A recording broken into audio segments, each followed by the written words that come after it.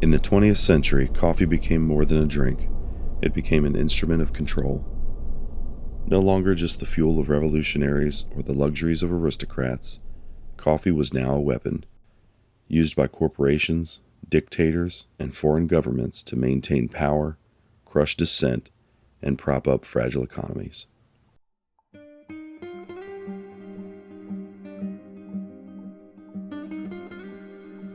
This is the story of how coffee shaped Cold War politics and how entire nations broke under the weight of black gold. Welcome back to Coffee and Coffins. This is episode 5, Coffee, Capitalism, and the Cost of Global Power.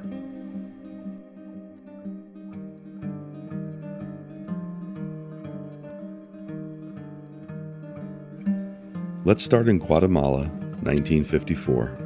The United Fruit Company, an American corporation that already controls massive swaths of Central America, has a problem. The country's democratically elected president, Jacobo Arbenz, wants to redistribute land to peasants. Land owned in large part by United Fruit. Arbenz isn't a communist, he's a nationalist. He believes Guatemalans should benefit from Guatemalan soil. But in Cold War America, reform looks like revolution. United Fruit launches a smear campaign. It lobbies Washington hard. And in 1954, the CIA launches Operation PB Success. Arbenz is ousted in a coup.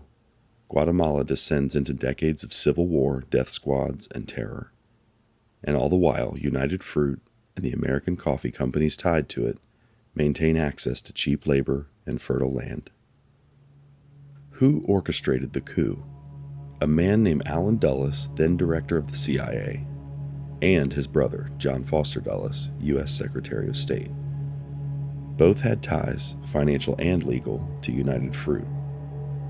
Behind the paperwork and policy memos were two brothers, comfortable, well-dressed, Harvard-educated, men who never worked a field in their lives, but pulled strings that turned nations upside down.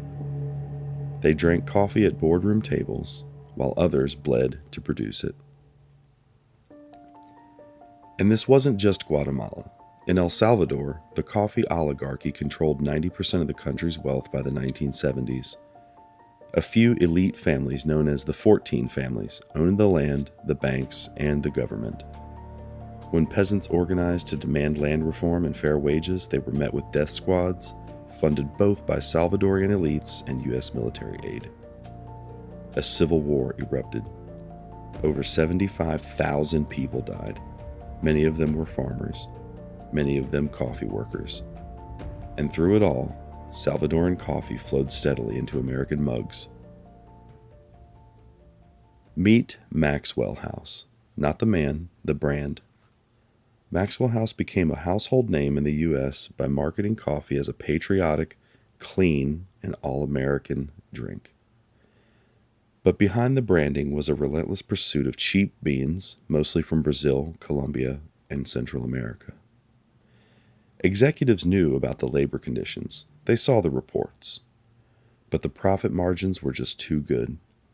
In boardrooms, discussions were had about acceptable loss, wage suppression, trade lobbying to prevent new tariffs. These men who sent Christmas cards to senators were also paying pennies for the labor of men and women who'd never tasted this coffee that they had harvested. One of the most significant figures during this time was Carlos Castillo Armas, the military leader installed in Guatemala after Arbenz was overthrown. Castillo Armas reversed land reforms, banned political opposition, and reinstituted control to foreign landowners. He was hailed by Washington as a victory for democracy, but his own wife, Odilia, reportedly begged him to stop the repression. She watched friends vanish. She lived in fear of her husband's growing paranoia. And in 1957, just 3 years after the coup, Castillo Armas was assassinated in his presidential palace. No one claimed responsibility, but by then the machine was already running. Coffee profits surged. The Cold War played out across continents, but in Africa the story repeated itself, just with different names. In Rwanda, Uganda, Ethiopia, and Kenya, coffee exports became the backbone of post-colonial economies.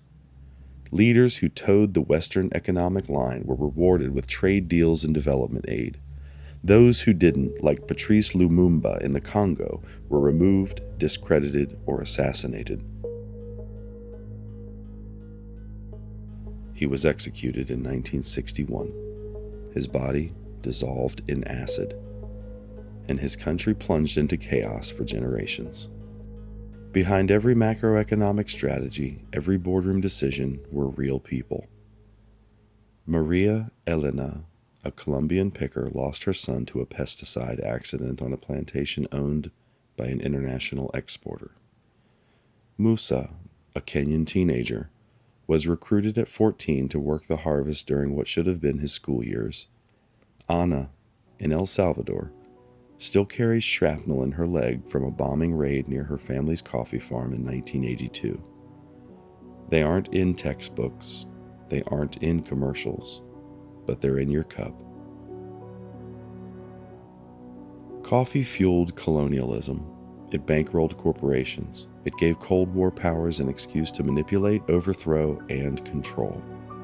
And while its aroma filled morning kitchens, its legacy filled morgues, mass graves, and forgotten fields. In our next episode, we look at modern supply chains, what ethical coffee really means, and whether it's possible to untangle a drink so deeply rooted in exploitation. Share this story with someone who still believes their morning cup is just coffee. Thanks for listening.